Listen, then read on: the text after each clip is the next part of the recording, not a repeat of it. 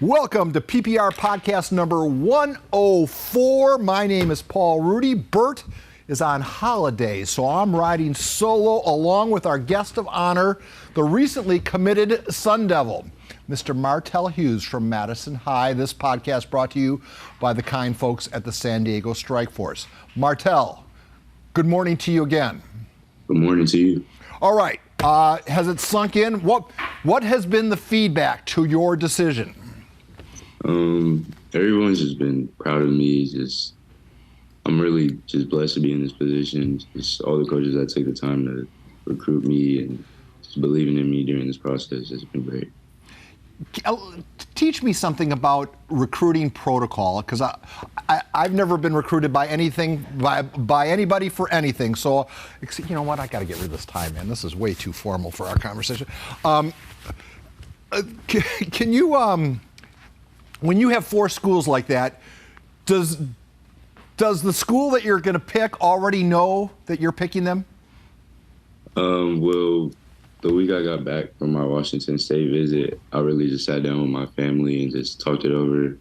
It was just getting an understanding of what school felt best to be at and where I really see myself being at. And a day or two later, we made those calls and told the coach that's where I wanted to go. And then I called up the other schools and told them that I wouldn't be going to their school. So then that's the polite way to do it. You let them know in advance to you informing the world on TV.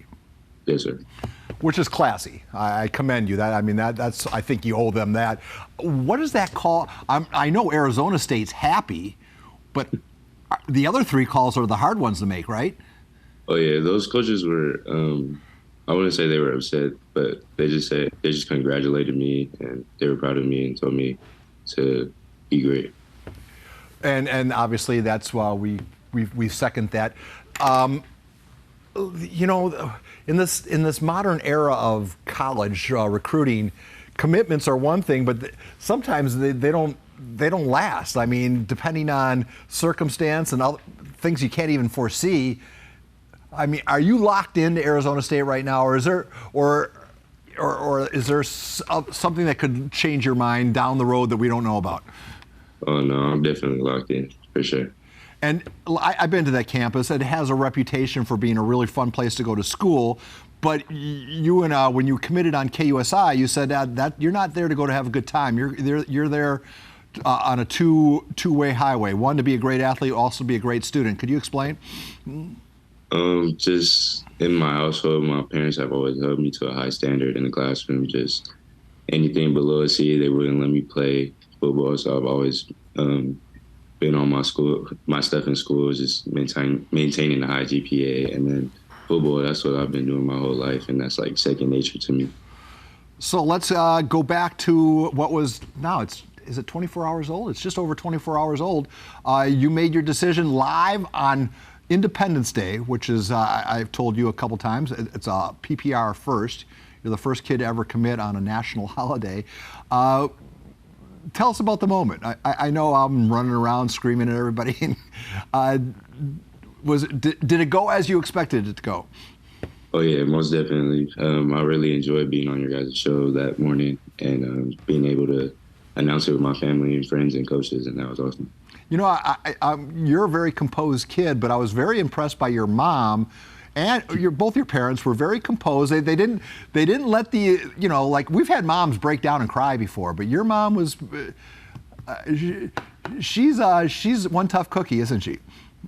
Oh yeah, but she got her tears out a few days before. Oh, so she cried off camera. All right, so how does your life go now? You still have a full season to play prep football. Some people might, you've got your college decision taken care of. They might throttle back and just worry about not getting hurt. Can you, or others will put the foot pedal to the metal. What is your mentality now this last year of high school football? I think just staying healthy was my main focus this offseason because I've been dealing with some injuries these past seasons, and I feel like no one's really been able to see me at my full potential. So I'm really thriving this season to stay healthy and showing what I could do. What did the recruiters say to you that they liked about you? I know you fit you have the dimensions, your height, you make all the metrics, but what do they like about you as a football player? Just my versatility, my size, my speed, just how long I am on the football field. I could play wherever, and that's what all the coaches that have been recruiting me have told me. All right. Let me ask, I don't know, is this a personal question? It's a reality question. Now it's not just about the scholarship. There are name, image, and likeness considerations. Do those pop up? Does money pop up in a recruiting conversation? Definitely when I was going on my official visits, they talked about the NILs and stuff like that, but that's not really a main focus of mine. Is just being able to go to school and produce and work on my school stuff. So, but I mean, let me ask you this question. Were all 4 schools in the same neighborhood as it relates to NIL benefits? I'd say yeah, but some schools were a little different here and there, but yeah. All right. And then one thing about the Pac-12, do you follow along with what's going on with, obviously, UCLA and USC are splitting for the Big Ten. There's talk about Arizona. There's talk about you guys being in the Big 12. I don't know. Do you pay any mind to that? Yes, when I was talking to Coach Dillingham, the head coach at Arizona State, they were saying, he was saying that there's been talks about them moving up to the Big 12, but nothing's really set in stone, and no one will really have an answer until it is set in stone. Interesting that you put it moving up to the Big 12, because there's some people that say the Pac-12 is the bigger conference. But has that changed with USC and UCLA leaving? Or do you? You don't care. You're just going to play football, right? Yeah. Can you talk a little bit about what I said this in our live shot yesterday, that I sometimes don't think that Madison gets the cred that it deserves. It's been a consistently high quality program for my entire 25 years in San Diego. Coach Jackson, he's got state rings on his fingers, and yet sometimes you get lost in the conversation of the Cathedral, St. Augustine's, Oceanside, Helix, and then now Lincoln's kind of dominating the scene. Does Madison get the respect it deserves? I don't really feel like we do. I feel like we've been under the radar a little bit past few seasons, but I feel like last year really opened a lot of people's eyes, for sure. Because you have a lot of young kids coming back. And that always is like a green light or a green flag to keep an eye on when you have a quality program that played Lincoln pretty tough back-to-back weeks, and like Lincoln, you're bringing a lot of starters back, are you not? Well, we lost a lot of seniors, but yeah, we'll be bringing some starters back, and then there will be a lot of new guys as well. Tell us about the experience there. What makes going to Madison so special? I feel like it's just very competitive all around. We have a great bond as a team. We always make jokes with each other, just have good times during practice and off the field and walking around campus. Why do you like football? I've been playing since I was 5. It's just second nature to me. Like I said, it's just a fun thing to do. I love it. And just the connections and relationships you build on the field, I feel like those become our brothers for. Right. Hard to replicate elsewhere, right? Yes, sir. But it seems to me the difference between a D1 athlete, a D1 football player, and the rest is, I played, and man, I tried to finish the game with a clean uniform. I did not want to get hit. I didn't want to hit anyone. My coach always told me, Martell, that I had good sideline awareness, which was his way of saying I knew how to avoid contact. But someone like yourself is just the opposite. You relish the contact. Or am I stating that? I mean, is there anything quite like putting a good pop on someone? Oh, yeah. I love to hit for sure. Just being out there, just all the energy on the field when you're on the field is a great experience. So, why are you here right now? Who's most responsible for? I mean, here you are. You're going to have a 48-hour period where you're going to be in the limelight like no other San Diego athlete. You're going to a lot of people saw. I don't know if you saw the social media likes and views, but everybody was interested in your commitment. Now you're going to be on the podcast, so you're in the bright spotlight for a little bit. How did you get there? Just my support system. I've had a lot of coaches, my family just really molding me and shaping my life, and I feel like that's what's really got me here. Who are you most grateful for? Definitely my parents and my grandparents and my sister. You know, we always, when we do these things, we always ask, like, you know, somewhere there's a kid, I'm sure in the Madison community, who watches you, and you don't realize it being young yourself, but there are players younger than you that look up to you, and they look at you like you look at a big-time college or pro player. So what's your message speaking to those young kids? I would say don't really focus on what's out there on social media. Just stay locked in on yourself and put in the work, and you'll receive the outcome that you want. Which is good advice, but do you feel like it's, I don't know, not hypocritical, but I don't know what the word I'm looking for. It's difficult. It's difficult to mind your P's and Q's on social media when everything is now about social media and building your brand. You know, when I was your age, no one built a brand. A brand was the cereal you ate in the morning. And, you know, that I ate Wheaties. That's my brand. Now you're in the business of building Martell Hughes' brand. How do you? Isn't that a tough road to hoe or tough line to walk when you're trying to, you know, you don't want to offend anyone. You don't want to do anything stupid on social media, but at the same time you're trying to build up your name. Tell me how does one do that? Just like the connections, like I was saying, just like meeting new people, places you go. Like I've built a lot of new friends just going on my visits and stuff like that. So I just say the connections for real. Fair enough. Who are the best players right now in San Diego County? People that you're looking at that you're thinking, you know what, that guy can play. I would say there's a lot of underrated dudes in San Diego that not too many people know about. But tell me two. Two underrated players, I would say Makai Virgil and Xavier Quintanar, for sure. Well, tell me about them. Are they teammates or help me out? Xavier Quintanar is a slot receiver on my team. He's man, that kid's shifty. He can do it all. He can run. He can catch. He's a great kid. And Makai Virgil, I used to play youth with him. He goes to Lincoln now, but that he's great.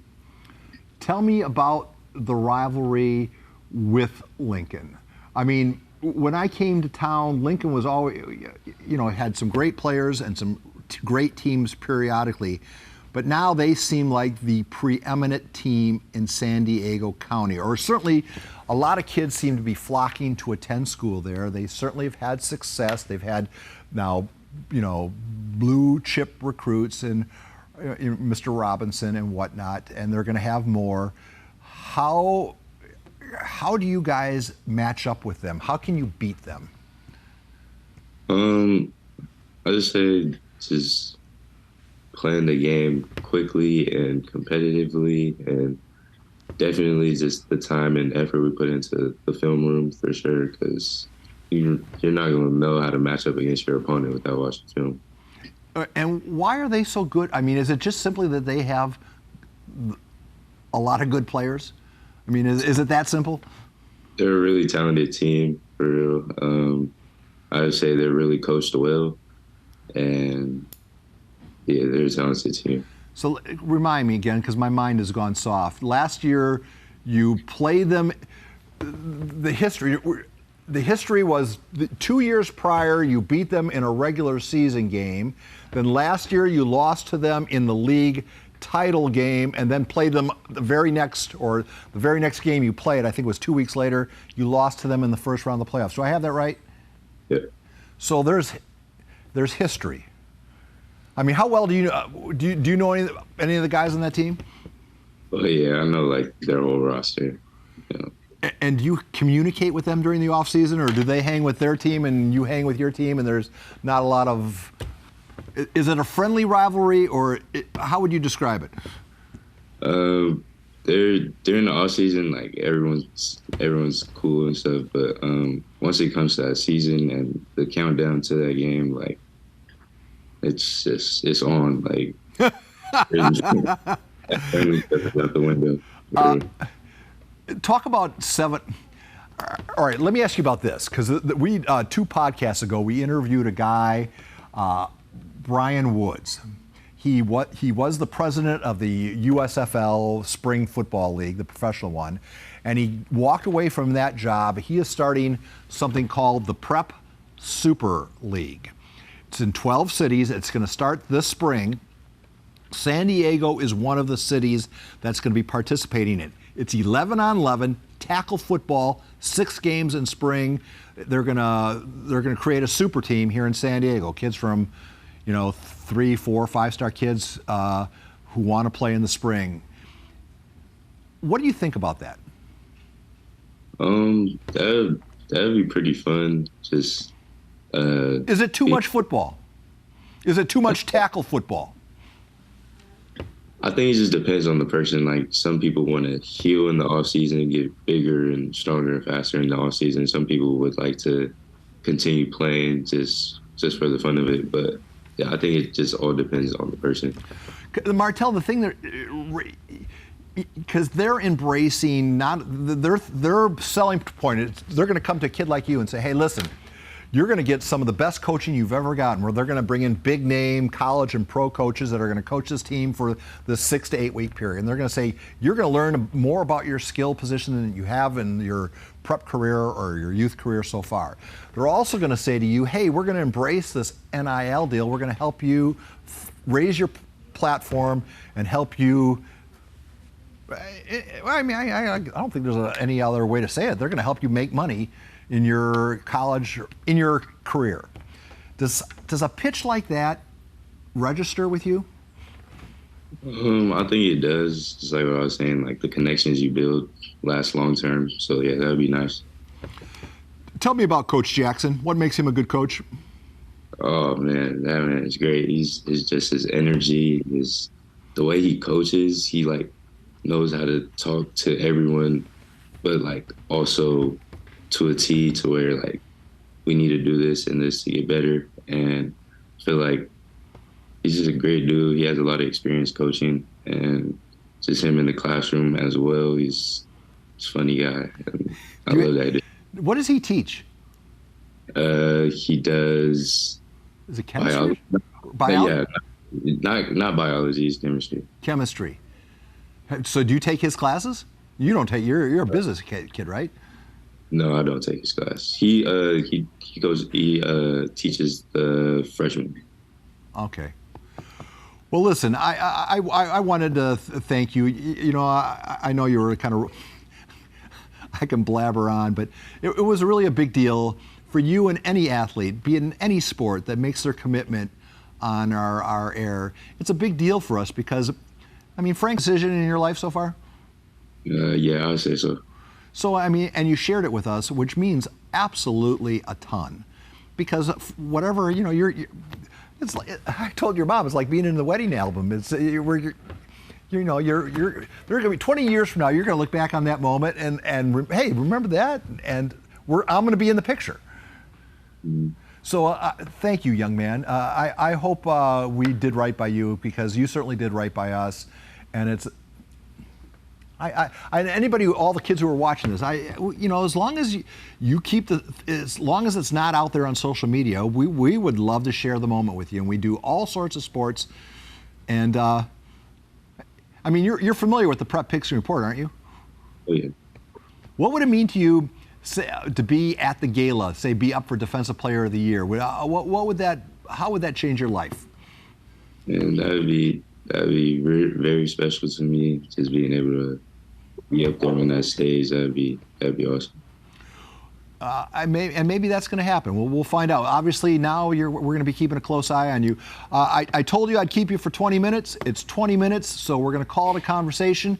Martell, I won't see you again until probably when we're at one of the Madison games this year. So please be healthy, and